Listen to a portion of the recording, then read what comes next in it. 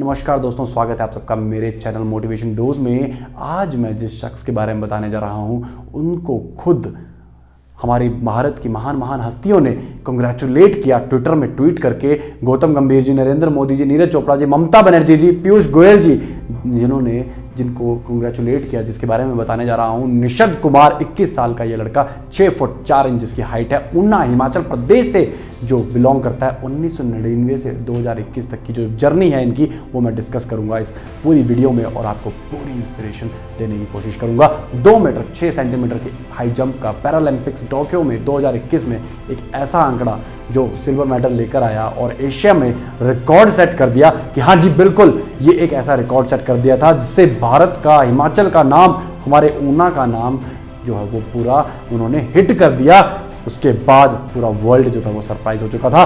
3 अक्टूबर 1999 में जिसका जन्म हुआ, फैमिली में फादर जो थे एक एग्रीकल्चरिस्ट थे जी, एक फार्मर थे। 1 एकड़ जमीन थी जिससे वो घर का दिनचर्या चलाते थे। उसके अलावा 450 से 500 रुपए की दिहाड़ी लेकर जो भी कमाई होती थी उससे अपने परिवार का गुजारा करते थे। जी हाँ बिल्कुल, ऐसे ही मैं आप पेरेंट्स को भी कहना चाहता हूँ जो वीडियो देख रहे हैं मेरी, अगर आपका भी कोई बच्चा है या आपका बेटा है, बेटी है, कोई भी है, अगर आप सपोर्ट कर सकते हैं उन्हें तो कीजिए उन्हें सपोर्ट।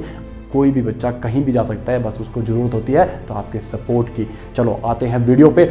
बात करूं 2007 की, निषाद थे 8 साल के, दाहिना हाथ कट गया मां की मदद करते हुए। घास काटने वाली मशीन में हाथ चला गया और बस वहां से वो निराश हो गए। निराश हुए लेकिन हार नहीं मानी। जी बिल्कुल, हार नहीं मानी निषद कुमार जी ने। अभी इसके बाद उन्हें बहुत कुछ करना था, उनके दिमाग में बहुत कुछ चल रहा था, लेकिन साथ में दोस्त जो थे, उन दोस्तों ने भी उनका मजाक उड़ाना शुरू कर दिया। वहाँ पे उन्हें पेन भी बहुत ज़्यादा होती थी। जो हाथ का जो हिस्सा उनके पास नहीं था, उस हाथ के हिस्से में जो पेन होता था वो महसूस होती थी उन्हें पेन। उस पेन को फैंटम पेन कहा जाता है।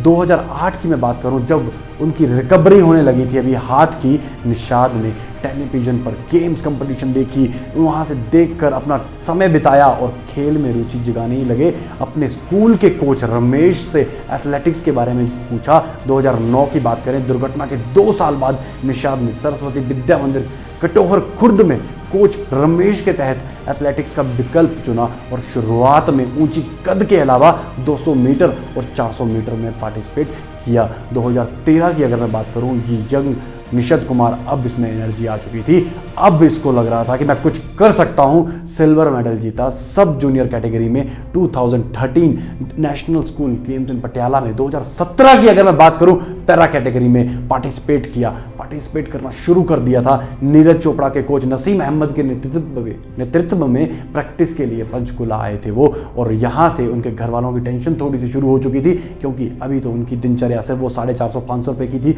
और वो सोच रहे थे कैसे वो इस बच्चे को आगे तक लेकर जाएंगे। पूरी मेहनत की उन्होंने, पूरी मेहनत की और जो पॉसिबल हो सका वो उन्होंने किया उस लड़के के लिए, और करते गए और बोला कि बेटा तू बस बढ़ते जा, हम तेरे साथ हैं। वो सपोर्ट देते गए। इसी साल उन्होंने पंचकुला में राष्ट्रीय पैरा एथलेटिक चैंपियनशिप में 1.83 मीटर के प्रयास में ऊंची कूद जीती। उसके अलावा फॉसबरी फ्लॉप तकनीक टीवी पर देख कर तक सीख रहे थे। जी हाँ बिल्कुल, एक ये फॉसबरी फ्लॉप टेक्निक होती है, आपको मैं इस वीडियो में साथ में दिखा रहा हूँ। ये एक ऐसी टेक्निक है जिसमें उन्होंने अब थोड़ी सी सीख ली थी, बस टीवी में देखते। उसके बाद जैसे ही उन्होंने शरीर का बैलेंस और टेक्निक ठीक हो गई, तो हम उसे सप्ताह में 4 दिन, मतलब कि जो उनके कोच थे वो उनके सप्ताह में 4 दिन 50 से 60 छलांग लगाया करते थे और उसको सिखाया करते थे कि भैया तेरे को लगाने पड़ेगी, प्रैक्टिस करनी पड़ेगी। पूरा दिन वो उस प्रैक्टिस को किया करते थे, सोचा करते थे कि कैसे मैं इसको करूँगा। इस समय उनके पास कोच अहमद थे जिन्होंने आग भर दी इस लड़के में, आग भरी ऐसी कि बस वो सीखता चला गया, मेहनत करता चला गया और इस फॉसबरी फ्लॉप टेक्निक में उन्होंने महारत हासिल कर दी। 2019 में ब्रॉन्ज मेडल जीता मेंस कैटेगरी में। 2019 वर्ल्ड पैरा एथलेटिक्स चैंपियनशिप में। 2021 का तो हमें पता ही है, टोक्यो में निषद ने पहली जो जंप की 2.2 मीटर की थी, उसके बाद जो उन्होंने अटेम्प्ट किया अपना सिल्वर मेडल के लिए, जो उन्होंने रीच किया था 2.06 मीटर, उसके बाद एशिया में रिकॉर्ड बना दिया। बस टाउनसेंड से कुछ सेंटीमीटर पीछे थे वो, जिनकी 2.15 मीटर की हाई जंप थी और इनकी 2.06 मीटर की हाई जंप थी। इसके बाद अब मैं आपसे ये पूछना चाहूँगा कि इस पूरी वीडियो में आपने सीखा क्या? जी हाँ, बिल्कुल, मैं बोलता गया, आप सुनते गए, आपने सीखा क्या इसमें वीडियो में?